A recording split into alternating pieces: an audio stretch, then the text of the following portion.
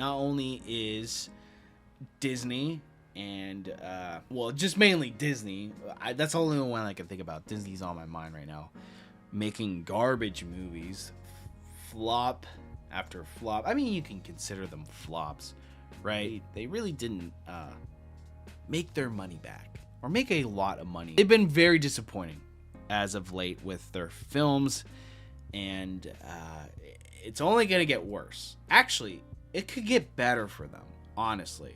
Because with the writer's strike, that means a lot of writers aren't writing terrible movies for them. Thus, them not investing in terrible movies and losing a bunch of money. The writer's strike is going on, but we now have the actors' strike going on. The good old SAG, baby. This comes to us from the Forbidden New York Times. What to know about the writer or the actors' strike? So, as we know, the union representing more than 150,000 television movie actors is on strike, joining screenwriters who walked out in May to create Hollywood's first industry-wide shutdown in 63 years. Now, why are the actors striking? It's pretty much the same as the writers. More money, please. Give me more money. Yeah, as it says, pay is often the center of a work stoppage, and that is the case here. But of course, the rise of streaming and the challenges created by the pandemic have stressed the studios, many of which are facing financial challenges, as well as actors and writers who are seeking better pay and new protections in rapidly changing workplace. Which is fair, okay? I will say this. If you think you deserve more money, then by all means, put up your pitchfork or put up your picket sign and give us a good reason why you deserve to earn more money. But I will say this, with stuff that's coming out now and films that have come out recently, should the writers get more money? I mean, they're probably getting paid very well and probably better than most of America jobs, right? But hey, if you want to go on strike, go on strike. It'll be fine. We'll all be fine at the end of this. We will eventually get back our CSIs, our late night TV shows, and all that good stuff. We will get those back. But another thing I wanted to talk about that these actors are going on strike on is, of course, more money, please. But they were reporting that before the strike, actually, I'll just read this tweet from Spiritor Team on Twitter. American film actors reported that before the strike, Hollywood studios tried to get their hands on AI copies on them forever, which is very interesting. Let's hear what this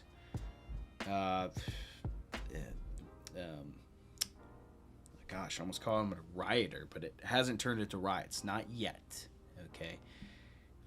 Here's what someone had to say about the strike. But this groundbreaking AI proposal that they gave us yesterday, they proposed that our background performers should be able to be scanned, get paid for 1 day's pay, and their company should own that scan, their image, their likeness, and should be able to use it for the rest of eternity in any project they want with no consent and no compensation. So if you think that's a groundbreaking proposal, I suggest you think again. Wow. If that is true, wow. Do we have that technology? I guess Hollywood does. But I would say that, yeah, they could do that. But it will not look good. I guarantee it would look okay. But nothing beats the real thing, right? Nothing beats Tom Cruise actually jumping off a cliff and base jumping. Like, you cannot beat that stuff in films. That's something a lot of people appreciate. And I don't know. I feel like it would turn me off in the movie theaters if I saw like really badly done CGI AI work, right? But I guess, hey, it's cheaper for the studios, but that's going to put a lot of people out of work. But then they asked old Bobby Iger about the whole situation. Bob Iger, Disney CEO, chimed in on the whole actor strike. And let's hear what he had to say on this groundbreaking news. Speaking of content, we're in the midst of a writer's strike, and very likely it would seem to have a actor's strike. How is that going to impact things, and what are your expectations there? Well, I think it's very disturbing to me. We've talked about disruptive forces on this business and all the challenges that we're facing and the recovery from COVID, which is ongoing. It's not completely back. This is the worst time in the world to add to that disruption. I understand any labor organization. Okay, I just want to say, I hate that they're still blaming COVID for this. It's been, what, a couple years now? Like, I thought COVID was over. I thought the president said it's over. Gotta blame something, folks. Desire to work on the behalf of its members to get the most compensation, to be compensated fairly based on the value that they deliver. We managed as an industry to negotiate with the actors. There's a level of expectation that they have that is just not realistic. And they are adding to a set of challenges that this business is already facing that is, quite frankly, very disruptive. Copyright struck from CNBC, but let's stop there. But basically, he's saying, come on, guys, come on. Let's get back to work. Let's use your likeness without your consent. And we'll just get back to making movies that will just barely make back the production budget. So one of the big players in this strike is a guy by the name of Adam. What's his name? From Adam Ruins Everything. Adam Conover. Kind of cringe, but whatever. He had this to say about Mr. Bob Iger. So this morning, the CEO of Disney went on TV and said that what writers and actors are asking for is not realistic because they just don't have enough money to pay us. But he said this at a billionaire retreat where he was hanging out with Mark Zuckerberg and David Zaslav that they all flew to on their private jets. And you know what? I don't think that that's fucking realistic. Here's a dose of reality for you, Bob. Writers cannot afford to pay their mortgages. Actors are not able to make a living in Los Angeles anymore. Okay, Los Angeles is very expensive, though. That is reality to us, not flying around on private jets. And until you accept that reality, we are going to be out here on the picket lines, withholding our labor, depriving you of your product, and you will not make another dollar off of us until you come back to the table and face reality and negotiate with us as you have refused to do. And until you do that, there will be no acting and no writing. No acting, no writing, guys. That is bold words from Mr. Adam Ruins Everything. Again, I feel like he's playing it up a bit. But, hey, they want their money, guys. They want their money. They are actors. They are writers. They produce art. They deserve this money. I deserve their money, okay? But honestly, I'll say this again. I think with them on strike, and I've heard other people chime this in too, make this point. This isn't an original thought, but they said, hey, Disney's bombing in box offices. Well, bombing, flopping. They're barely making some production budgets back. This could be a good thing, right? Disney could possibly save money with this strike, rather than losing money and negotiating with these writers and actors, which is kind of funny if you ask. But yeah, a lot of executives had a lot to say,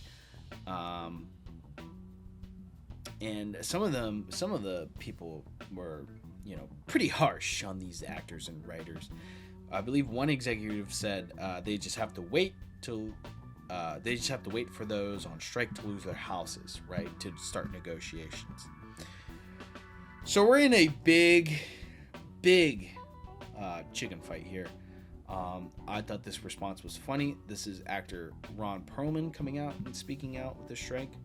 Again, he's responding to that executive who said, hey, we'll just have to wait till they start starving and losing their houses. Here's what good old Ron Perlman had to say. One thing before I get off this. The motherfucker who said we're going to keep this thing going until people start losing their houses and their apartments. Listen to me, motherfucker. There's a lot of ways to lose your house. Some of it is financial, some of it is karma, and some of it is just figuring out who the fuck said that. And we know who said that. And where he fucking lives. There's a lot of ways to lose your house. You wish that on people. You wish that families starve while you're making $27 fucking million a year for creating nothing. Be careful, motherfucker. Be really careful. Because that's the kind of shit that stirs shit up. Peace out. Ron Perlman coming after those people. So what would you rather have? Let me ask you this. Would you rather have no films for a movie date? Or would you rather have no packages? That's right, folks.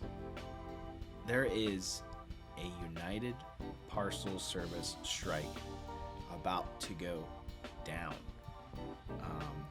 Threatened U.S. strike at UPS could be one of the costliest in at least a century, topping $7 billion for a 10-day work stoppage. At the end of this month, UPS could potentially be going on strike, and that doesn't look good for a lot of people. But of course, you know, this isn't the strike that's right hyping everyone up. It's the writers, people are saying, deserve more money. And sure, everyone deserves quiche. You know, UPS drivers deserve whatever they're asking for, I believe. I mean, come on. We live in 2023. Everything gets here super fast. And yeah, it's just insane that we're talking about writer strike, actors strike, you know, the fancy people, District 1 in Hunger Games. Meanwhile, the UPS people are about to go on strike, and it's going to ruin, it's going to cost a lot of businesses a lot of money. And but we're worried about not having movies in theaters. So